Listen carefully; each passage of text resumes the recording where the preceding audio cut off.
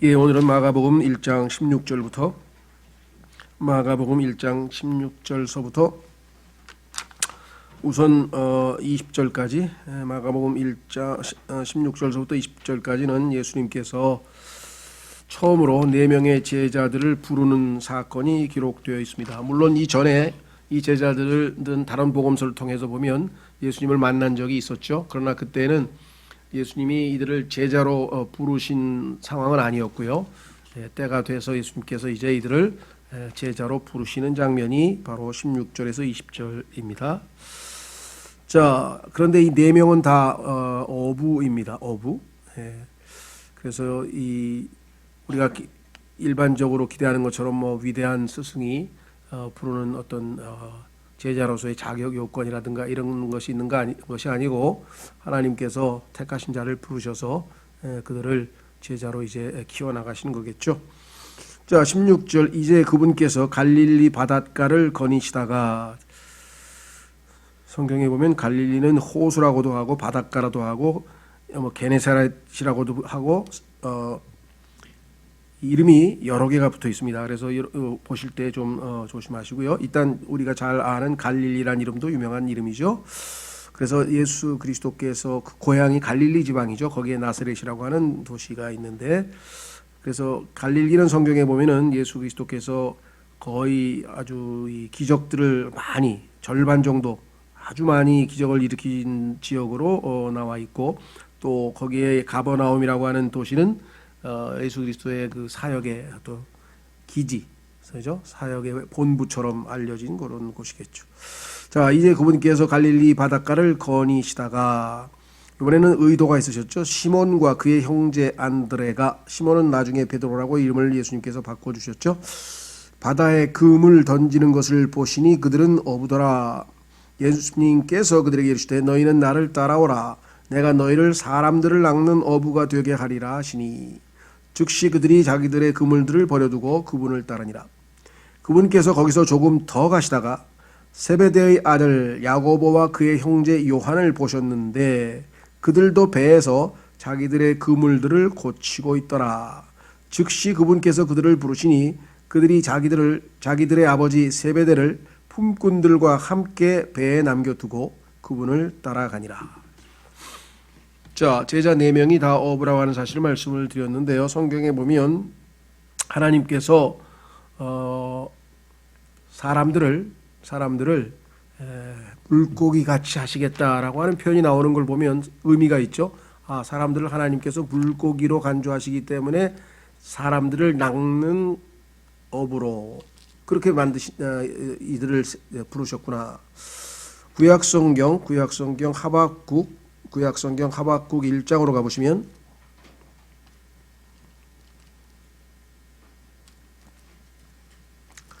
구약성경 거의 끝부분이죠. 구약성경 거의 끝부분에 하박국이라고 하는 책에 보면 1장 14절, 하박국 1장 14절에 보시면 또 주께서는 어찌하여 사람들을 바다의 물고기 같게 하시며 자기들을 다스릴 치리자도 없는 기어다니는 것들 같게 하시나이까. 자, 하나님께서 사람들을 물고기 같이 했다. 이 말씀을 보면 성경에 여러 가지 다양한 구절들이 우리가 떠오르는데요. 그것은 성경에 보니까 하나님께서 창세기에서 물들을 나누어서 궁창을 만드셨죠. 그래서 그 둘째 하늘에는 이제 하늘, 소위 말하면 우리가 아는 우주 공간이 생겼는데, 아래에 있는 물들은 이제 지구상에 모여서 물들, 지금 바다가 된 것이고요. 위에 있는 물들, 즉 둘째 하늘, 우주 공간 위에는 물이 있다고 성경에 얘기를 했다 그랬죠. 그것은 또 이 1992년인가요? 제가 정확하게 기억이 안 나는데 미국 그 천문 학술 잡지에 200억 광년이 있는 곳에 우주가 물로 덮여 있다, 이렇게 관측이 된 것을 알려져 있습니다. 그래서 지금 우주가 물로 덮여 있다는 것은 아마 과학적으로 아마 거의 인정되는 그런 사실인 것 같은데, 성경에는 이미 그 말들이 써 있었죠. 시편 148편으로 가보겠습니다.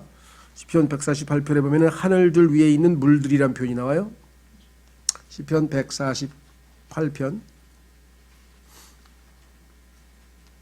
이 땅에 있는 모든 창조물들은 하나님을 찬양하는데 그 찬양하는 창조물들의 종류가 셋째 하늘서부터 맨 땅 있는 곳까지 쭉 열거되어 있습니다. 자, 시편 148편 1절 너희는 주를 찬양하라. 너희는 하늘들에서부터 주를 찬양하며 높은 곳들에서 그분을 찬양할지어다. 그분의 모든 천사들아 너희는 그분을 찬양하라. 셋째 하늘에 하나님을 보좌하고 있는 천사들이 있죠. 그분의 모든 군대들아 너희는 그분을 찬양할지어다. 그 다음에 둘째 하늘로 내려오면은 거기에는 해와 달이 있죠. 해와 달아 너희는 그분을 찬양하라. 빛을 내는 모든 별들아 너희는 그분을 찬양하라. 하늘들의 하늘들아 또 하늘들 위에 있는 물들아. 첫째 하늘 둘째 하늘 위에 하늘들 두 개죠. 하늘들 위에 물이 있고 그 다음에 그 위가 얼어 있고 그것을 유리바다라고 했고 그것을 셋째 하늘이라고 했고 그래서 계시록에 보면 그 유리바다 얘기가 나오죠. 자, 그래서 하늘들 위에 있는 물들이라 했어요. 하늘들 위에 있는 물들아 너희는 그분을 찬양할지어다 이렇게 돼 있죠. 자, 그래서 우리는 이 땅에 있는 모든 사람들은 그 하늘들 위에 있는 물들 아래에 있죠. 그래서 구원을 받은 사람들은 그 물들을 뚫고 셋째 하늘로 올라가게 되죠. 하나님 품으로.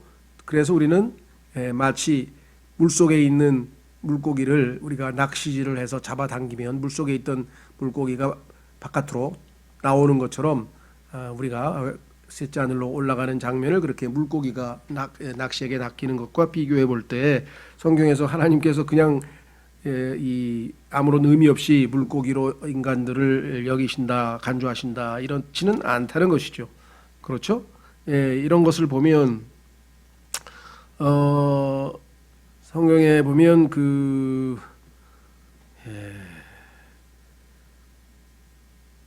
하나님께서 유대인들에게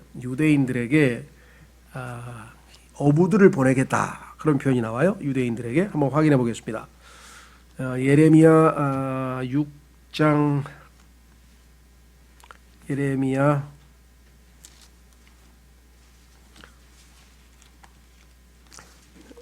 16장인가요? 제가 지금 6장인지 16장인지 한번 확인해 보십시다.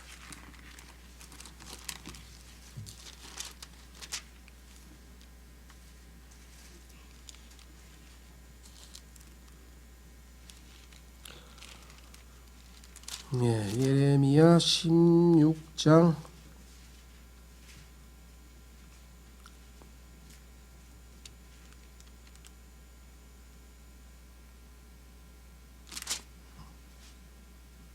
16절 예레미야 16장 16절에 보시면 이스라엘 백성들에게 어부들을 보내서 그들을 구원하시기 위해서 일꾼들을 보내셨죠. 여러분 잘 아시는 것처럼 성경에 로마서 1장 16절에 복음은 먼저는 유대인에게요 그 다음에 헬라인에게로다. 유대인들에게 항상 사도 바울도 어디를 가든 먼저 복음을 전했었죠. 그래서 사도들이 많이 흩어져서 유대인들에게 먼저 복음을 전했고 그들이 계속해서 거부했기 때문에 결국은 사도행전 28장 끝 무렵에 이제 복음은 이방인에게로 돌이키게 되는 과정이 사도행전에 기록되어져 있습니다. 여기 보시면 주가 말하노라 보라 내가 사람을 보내어 많은 어부를 데려다가 그들을 낚게 할 것이요 그 뒤에 사람을 보내어 많은 사냥꾼을 데려다가 모든 산과 모든 언덕과 바위굴에서 그들을 사냥하게 하리니. 순서가 먼저는 어부들이었죠. 그런데 그 어부들을 그렇게 많이 보낸데도 불구하고 이스라엘 백성들이 복음을 거부하고 받아들이지 아니하였기 때문에 나중에는 하나님께서 사냥꾼들을 보내서 결국은 그들이 수없이 많은 고난과 박해와 어려움을 겪게 된 것은 유대인 2000년 역사를 보시면 잘 아시겠죠. 그래서 로마인들이 예루살렘을 포위해서 결국은 멸망시킨 것이 AD 70년이고 그 다음에 7세기에 이슬람이 또다시 사냥꾼 노릇을 했고 그리고 가톨릭 그 다음에 러시아 그 다음에 20세기에 와서는 독일의 나치가 그 사냥꾼 노릇을 했던 것을 우리가 알 수 있고요. 그래서 예언의 엄중함을 우리가 알 수 있습니다. 자, 그래서 다시 돌아오셔서 마가복음에 이 사람을 낚는 어부 이게 보통 일이 아니죠. 사람을 낚는 어부.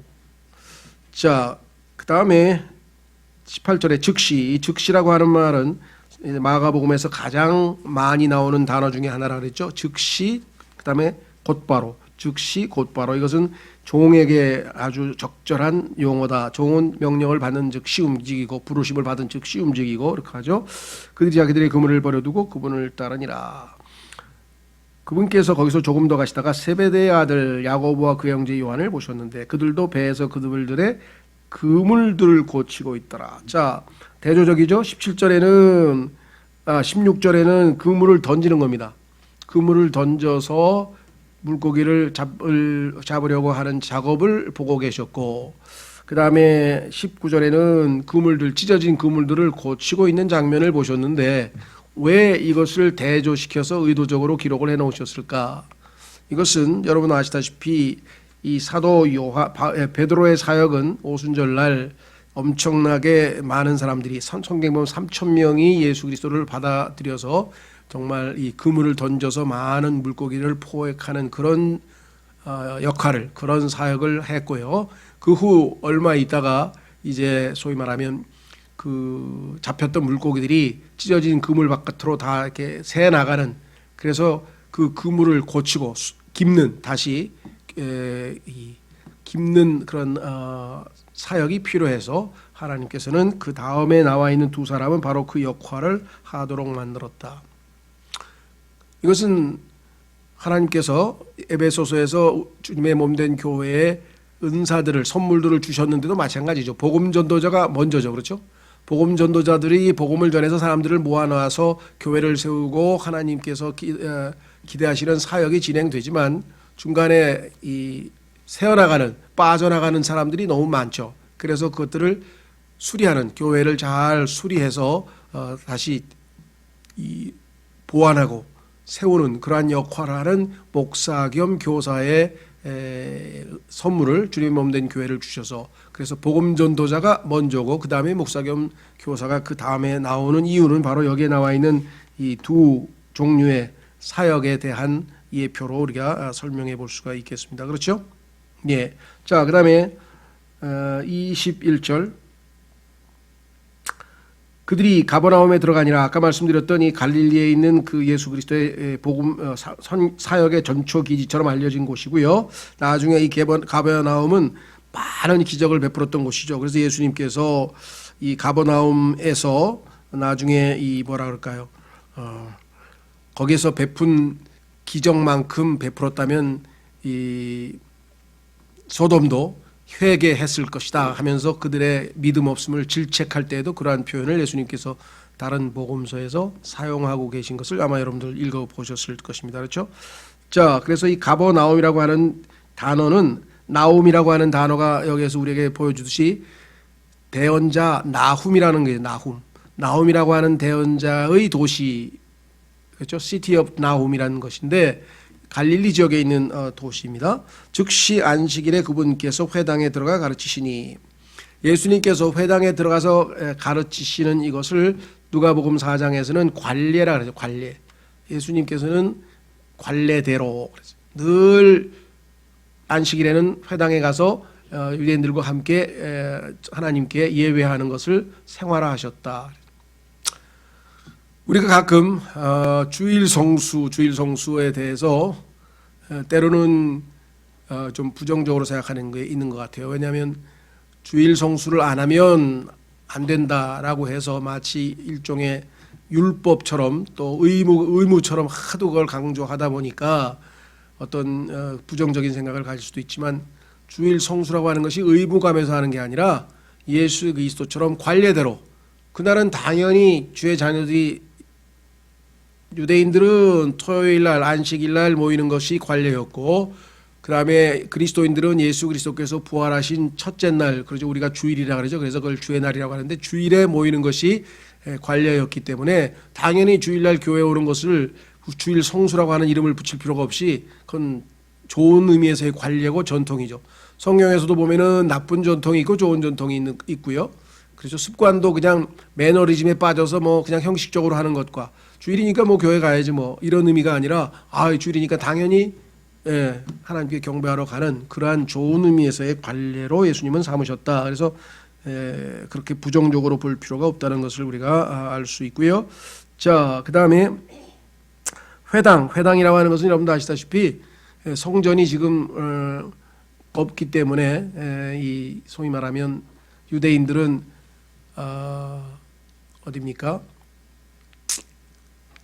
그 바벨론으로 포로로 잡혀갔을 때 예배드릴 제사를 지낼 어떤 그 장소에서 멀리 떨어져 있었기 때문에 그들은 이런 예배당처럼 어떤 장소를 하나 정해서 회당이라고 그러죠. 그를 회당으로 해서 거기서 토요일마다 모여서 하나님 말씀을 읽고 기도하고 했던 오늘날의 우리 기독교 그리스도인들이 예배하는 방식으로 그와 같은 모임들을 가졌는데 그 회당에 들어가 가르쳤다. 사도 바울도 선교할 때 항상 회당에 먼저 가서 유대인들에게 먼저 말씀을 전하고 그 다음에 이제 이방인들에게 복음을 전했죠. 그들이 그분의 교리에 깜짝 놀란 이는 그분께서 권위를 가진 자로서 그들을 가르치시고 서기관들과 같이 하지 아니하셨기 때문이더라. 그 전까지 서기관들은 하나님의 말씀이라고 또는 율법이라고 늘 자기들이 가르치는 역할을 담당했는데 그들의 말과는 달리 예수 그리스도께서 가르치실 때에는 권위가 있더라는 거죠. 권위. 그래서 그분의 그 권위, 그 다음에 교리, 깜짝 놀랐다라고 성경에 말씀을 했습니다. 그래서 하나님의 말씀에는 진리, 즉 교리가 중심이 되어야 되고, 그다음에 두 번째는 권위 있게 하나님의 말씀이 성령님의 권능으로 그것이 역사해서 우리에게 전달되어야 그것이 우리의 마음에서 효과적으로 역사할 수 있겠죠. 자, 그래서 예수님께서는 그와 같은 이 말씀 사역을 수행하고 계셨다라고 성경에 말씀을 했습니다. 자, 안타까운 것은 이 교리라고 하는 단어를 아마 제가 보니까 가르침이라고 해서 이렇게 가르침이나 교훈 뭐 이렇게 해서 성경을 고쳤는데 이 교리라고 하는 단어는 성경에서 아주 핵심적으로 중요한 단어입니다. 왜냐하면 하나님께서 성경을 주신 첫 번째 목적이 교리라고 디모데후서 3장 16절에 말씀을 하셨죠. 그래서 교리라고 하는 것은 진리인데요. 무엇이 옳고 그르냐를 진단하는 기준입니다. 그렇죠? 그래서 구원은 예를 들면 구원에 관한 진리가 어때? 구원은 믿음으로 은혜로 받습니다. 구원은 선행으로 노력해서 받습니다. 그거는 참이 아니죠. 그러면 그것은 거짓 교리고 하나는 올바른 참 교리고 그래서 구원은 하나님의 선물로 주어지기 때문에 잃어버릴 수 없습니다. 그건 맞는 교리지만 구원은 죄를 지으면 잃어버릴 수 있습니다. 이렇게 하면 이건 거짓 교리가 된단 말이에요. 그러니까 교리라는 것이 얼마나 중요하냐. 그렇죠? 성경에 따르면 죽으면 심판을 받고 그 후에 예수 그리스도를 믿지 않았던 자들은 다 지옥에 던져집니다. 죽으면 사람의 혼은 멸절돼서 사라져 버립니다. 이거는 여호와의 증인들이 가르치는 교리인데요. 이거 완전히 이건 하나는 거짓이고 하나는 참이잖아요. 그렇죠? 예. 이런 것들이 정확하게 기본적인 교리들이 이해가 되어야 그렇죠. 이 거짓 교리나 마귀들의 어떤 잘못된 교리에서 미혹당하지 않는다. 그래서 무엇이 옳고 무엇이 그르냐, 무엇이 그러하고 무엇이 그러하지 아니하냐, 무엇이 참이고 무엇이 거짓이냐부터 우리가 정확하게 배워야 그 다음에 그것을 순종하고 실천하는 것은 그 다음 단계죠. 정확하지 않은 것에 대해서 막 열심으로 순종하고 실천하면 뭐 이만이나 거기 신천지나 뭐 그렇게 돼버리는 거예요. 사람들이 무엇이 진리인지를 알지 못한 채 맹목적으로 따랐다는 것이죠. 이걸 굉장히 조심해야 돼요. 그래서 여기서 교리라고 하는 단어는 성경에서 정말 핵심적으로 중요한 단어다. 자, 그래서 예수님의 교리라고 말을 썼습니다. 자, 그 다음에 권위는 하나님으로부터 옵니다. 그래서 우리가 교회는 하나님께서 영적인 권위를 주셨어요. 그래서 하나님이 말씀을 통해서 우리가 영적인 권위를 행사한 거지 그리스도인이 내가 권위를 가지고 있는 게 아닙니다. 하나님의 말씀이 권위가 있고 그 말씀을 전하면 그 말씀의 권위가 역사하는 거고요. 그 다음에 세속 권위는 영적인 권위가 있고 그 다음에 이제 세속적인 권위가 있는데 그것은 성경에 따르면 국가의 권력에게 줬어요. 왕에게. 또는 뭐 대통령이든 하여간 그래서 지금 권력을 행사하죠. 그래서 때로는 사형도 집행하고 감옥에도 집어넣고 한다 이 말이죠. 그러니까 이 두 가지가 분류돼서 예수님께서는 이 땅에 왕을 오시면 두 가지를 다 행사하시죠. 하늘의 왕국이나 하나님의 왕국, 영적인 왕국이든 이 땅에 세워지는 진짜 왕국이든 다 예수님이 통치하시지만 지금은 예수님께서 지금 이 물리적인 왕국을 가질러 지금 먼 곳으로 가셨다고 성경에 말씀하셨죠. 그래서 그분이 다시 오실 때야 비로소 이 땅에서 정치, 경제를 총괄하는 하늘의 왕국의 권위를 행사하실 거기 때문에 지금 교회는 영적인 권위에 입각해서 하나님의 말씀을 선포하는 것이 우리의 책임이다. 그 다음에 23절서부터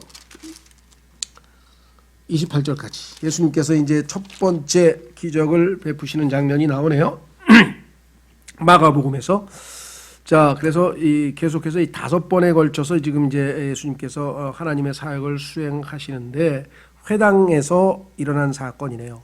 23절서부터 28절까지 보도록 하겠습니다.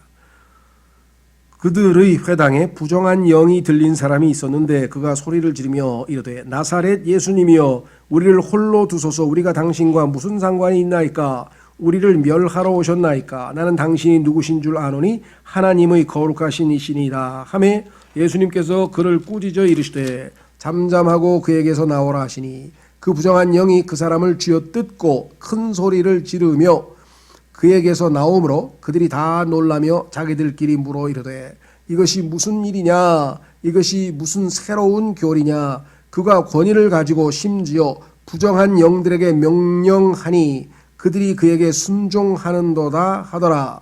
그분의 명성이 즉시 갈릴리 주변 온 지역에 두루 널리 퍼지니라.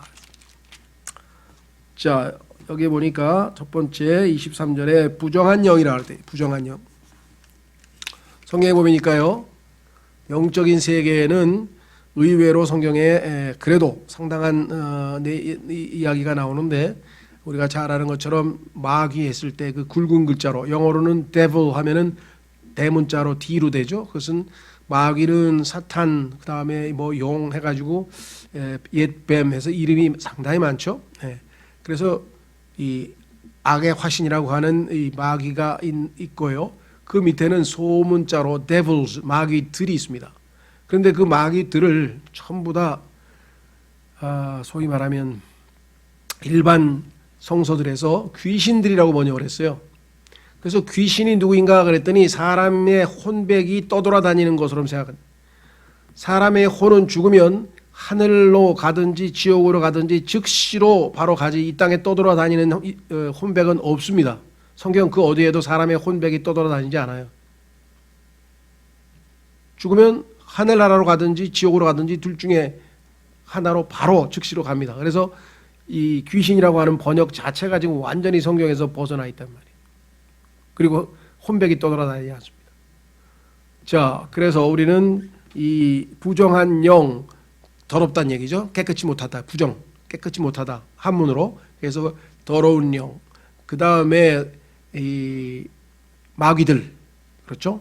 이렇게 이름을 부르고요.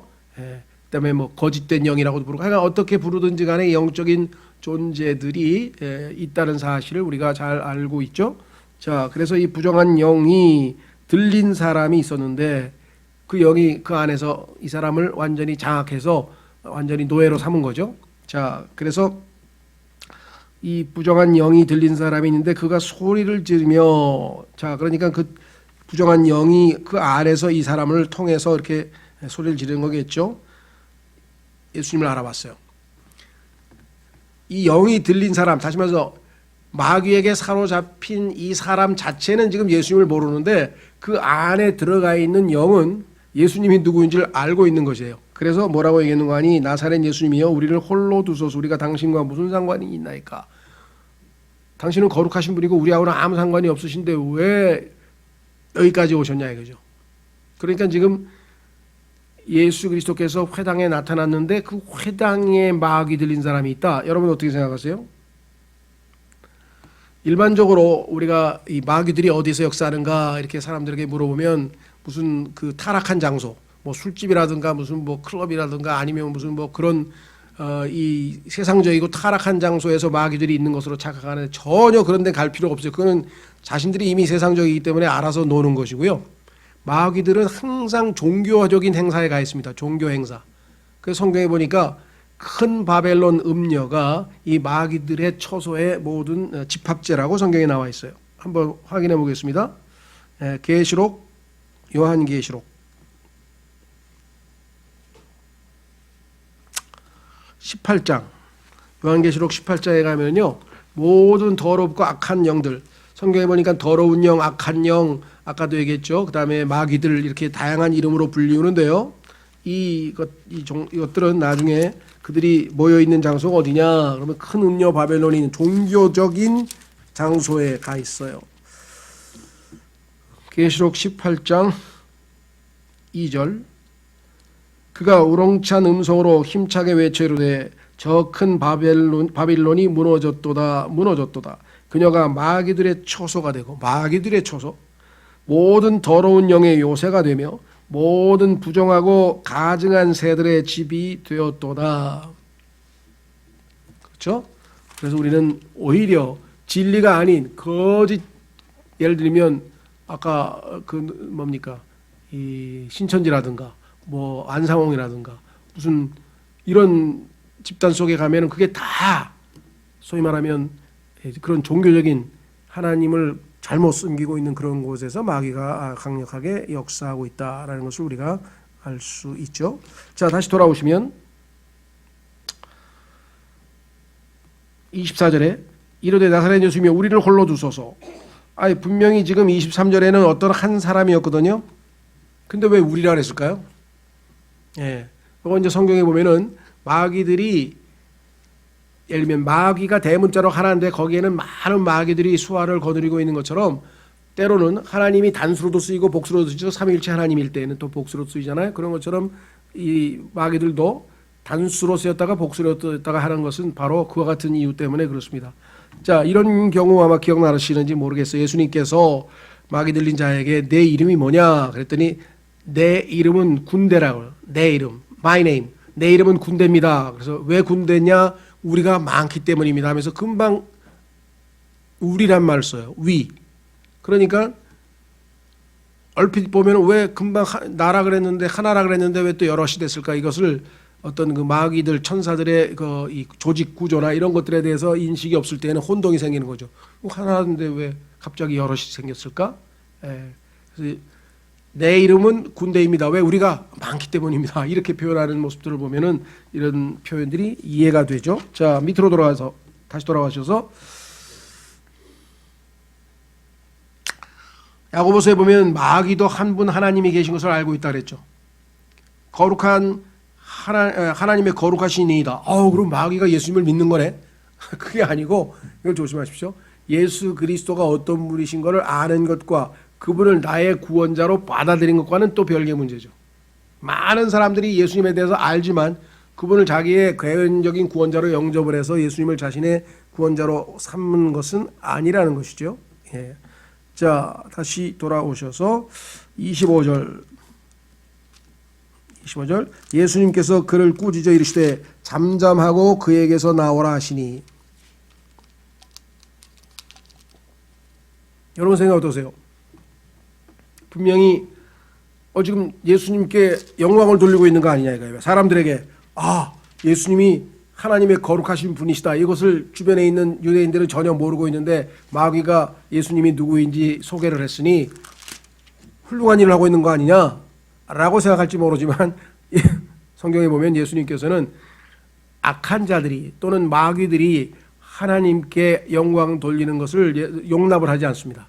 같은 무리가 아니기 때문에. 성경에 보면은 예수님과 벨리알이 함께 할 수 없다고 하는 것처럼 그런 영광을 받기를 원치 않으셔요. 그렇죠?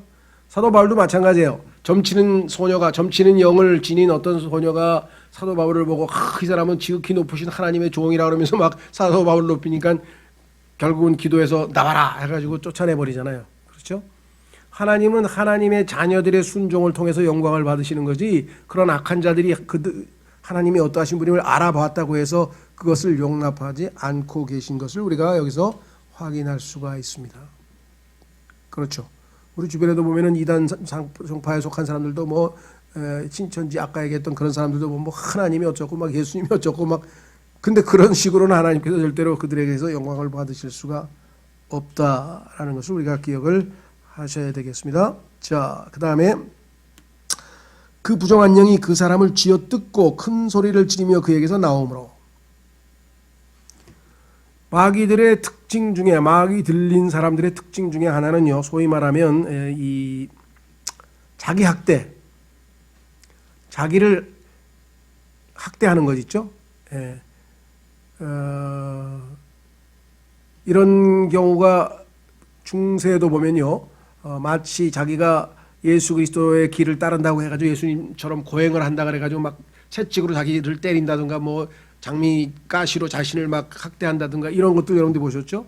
또 엘리야 시대에도 보니까 막 그 기도하다가 응답이 안 되니까 바알에게 막 기도하다가 막 자기들을 막 칼로 베고 막 이런 거 있죠.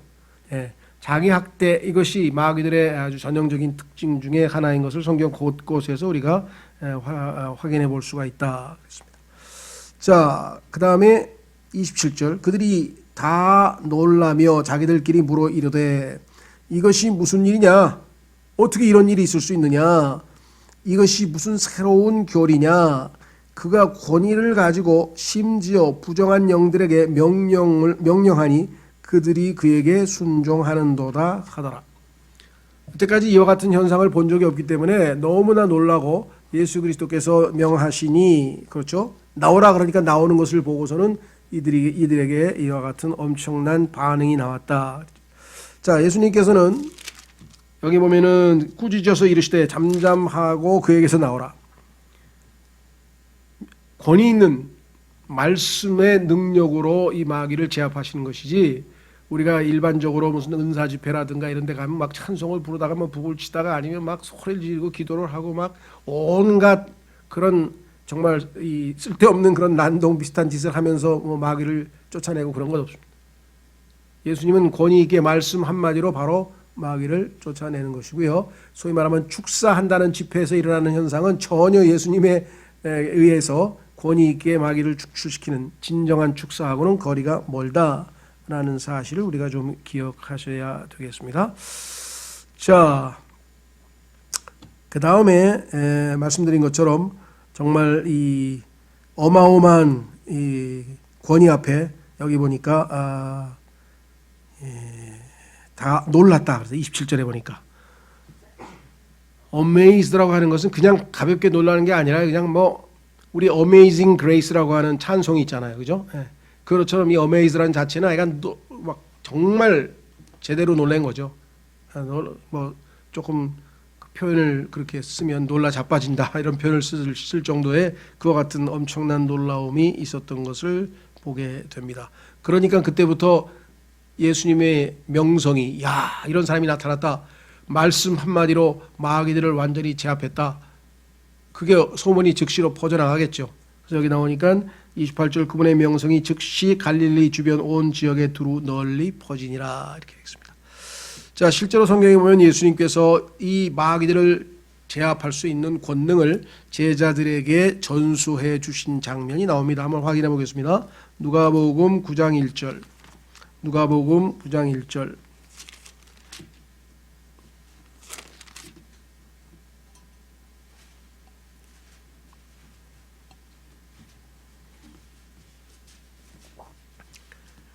누가복음 9장 1절에 그때 그분께서 자기의 12제자를 함께 부르사 그들에게 모든 마귀를 제압하며 질병을 고치는 권능과 권위를 주시고 하나님의 왕국을 선포하며 병든 자들을 고치게 하려고 그들을 보내시며 그렇죠?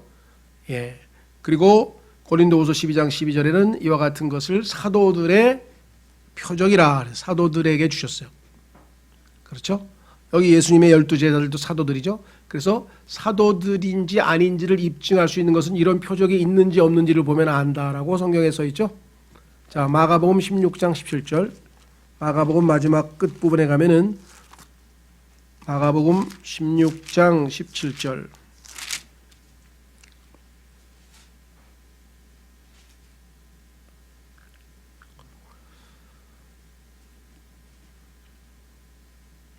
믿는 자들에게는 이런 표적이 따르리니 곧 내 이름으로 그들이 마귀들을 내쫓으며 새 언어들로 말하며 뱀들을 집어올리며 어떤 치명적인 것을 마실지라도 해를 받지 아니하며 병든 사람에게 안수하면 그들이 나으리라 하시더라.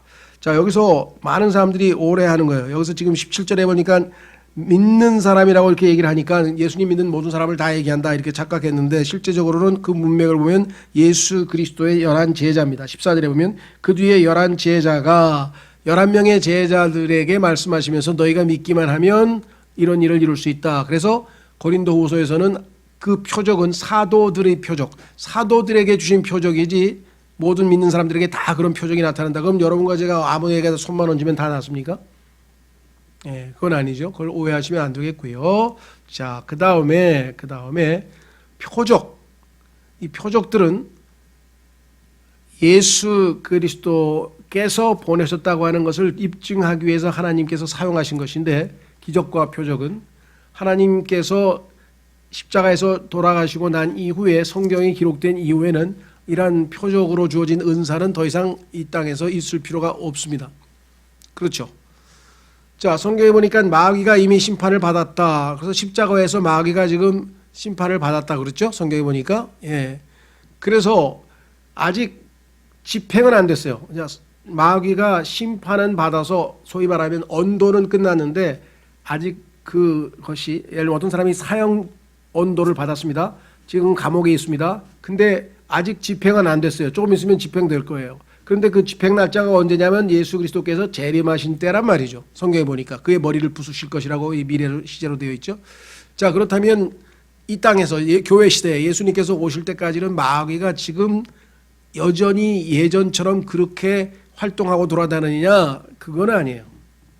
십자가에서 이미 예수님께서 소위 말하면 우리가 얘기하는 발톱 빠진 호랑이 또는 발톱 빠진 사자처럼 지금은 그와 같은 방식으로 사람들에게 접근하는 것이 아니라 사람들을 속이는 자로서 나타나는데, 어떻게 속이는가? 또는 사람들에게 accuser, 죄를 지었다고 해서 정죄하죠. 사람들을 정죄해서 무너뜨리고 그 다음에 사람들을 속이는데, 그래서 성경에 보니까 마귀도 자신들의 교리를 만들어서 사람들을 속이는 거예요. 그러니까 오늘날은 마귀 쫓아낸다고 하면서 축사 집회하고 이것은 전혀 의미가 없는, 오히려 마귀에게 속는 거죠. 오히려 마귀에게 속은 거죠. 자, 한번 확인해 보겠습니다. 마귀는 오늘날 어떤 방식으로 사람들에게 접근하느냐? 예전처럼 막 거품을 물게 하고 막 자기를 헐뜯고 막 소리를 지르고 이런 짓을 하는 것이 아니고, 자, 디모데전서 4장.